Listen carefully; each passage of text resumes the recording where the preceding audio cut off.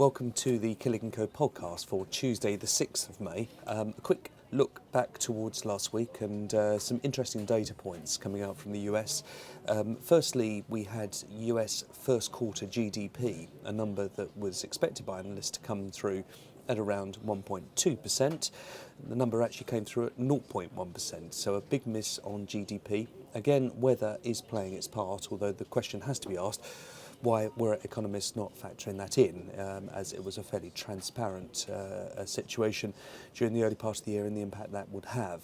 But nevertheless, the markets did take that number in its stride and clearly expects good performances from Q2 onwards to more than compensate from Q1. And indeed, the markets were broadly rewarded with that, with a number on Friday, which was the jobs number. The non-farm payroll data came in at the strongest number that we've seen for many years, the number coming through at 288,000, way ahead of expectations. But as we'll see later on from a couple of the charts, the reaction to that number was surprising in many ways, and does beg the question of the near-term direction of markets to potential good news in the economy. But let's start off with a quick look at the diary as we see it ahead. Obviously, being Tuesday, we have had the numbers from Barclays this morning, and those numbers were disappointing in the sense that they had a big miss on their fixed income division, the investment banking side, coming in below expectation. It does still beg the question about the row that ensued recently around the payroll and the pay numbers out of Barclays, but the performance has been poor and the shares are trading weaker this morning. And we've also had results out from Lind, which is a recent recommendation from us in Europe in the gases side. A small miss to earnings, but largely through currencies and reiterating guidance for the rest of the year through Lind. And turning to the week ahead, well, plenty to look over with numbers out from Imperial Tobacco, where we have a sell recommendation. Numbers also from HSBC, and we'll be hearing from Sainsbury as well. A lot of commentary around the food retailers at the moment, particularly on Tesco, but Sainsbury has not missed the negative feedback loop that's been developing in the food retail sector as a result of slowing retail sales and also the competition from the discounters lower down. Further on, BT, Prudential, Standard Chartered from that number. So let's take a look at some of the charts that we think are sort of relevant, and the first one is this chart of the US 10-year yields. Interesting survey from Bloomberg, polling 67 economists, asking them over the course of the next 6 months where they expect to see yields heading, on yields on 10-year paper. And to a man, they were all expecting that yield to move higher. But it's interesting to note that it is actually moving lower. Back down to sort of low end of the range of 2.6%. So are 67 economists wrong? Certainly one would have expected, with that very important jobs number on Friday and the very powerful number that was produced, that yields would be moving higher. Yields tend to move higher on the expectation of a growing economy and the higher move in interest rates and inflation that would ensue. But it was surprising to note that the market is taking yields lower at the moment, and begging the question as to why. Obviously, markets tend to be forward-looking. Of course, they're not looking at the jobs number for today. They tend to be looking out into the future, and it's just begging a question or two at the moment whether the market is starting to see some the US economy may well underperform on the growth side at the moment.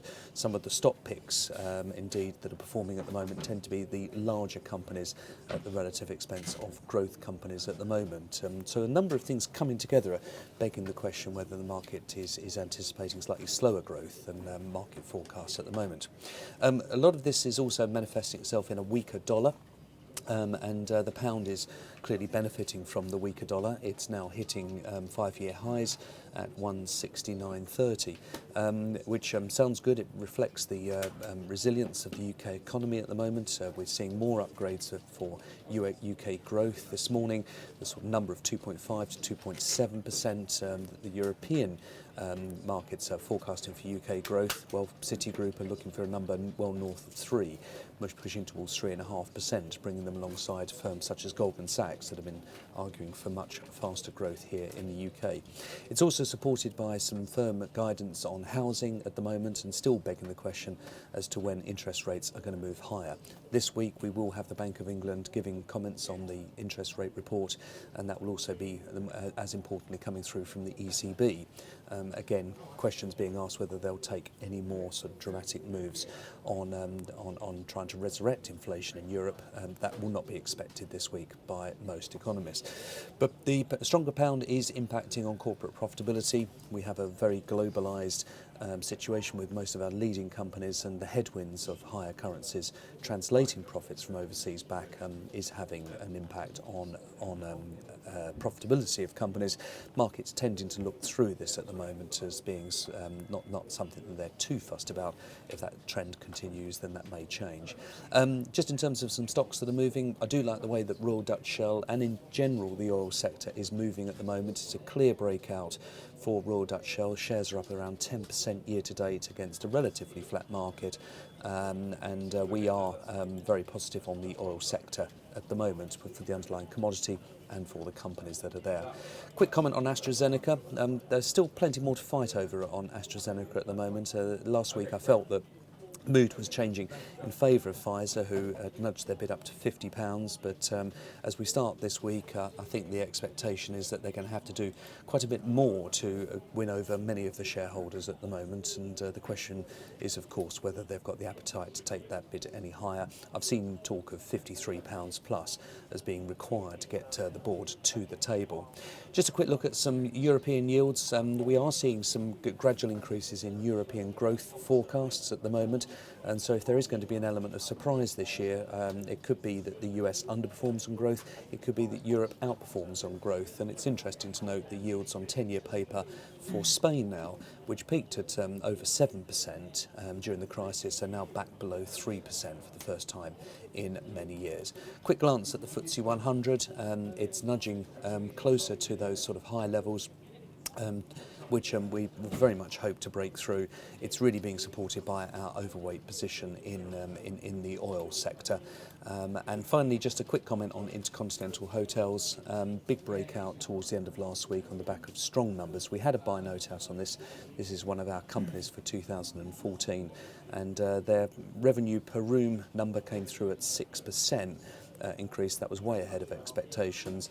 It is enough to encourage them to distribute a higher level of special dividend, and that obviously pleased the market with that share price performance last week. And of course, as we do have a note, speak to your broker if you would like a copy of any of the companies mentioned today, a note on those companies, in particular InterContinental Hotels.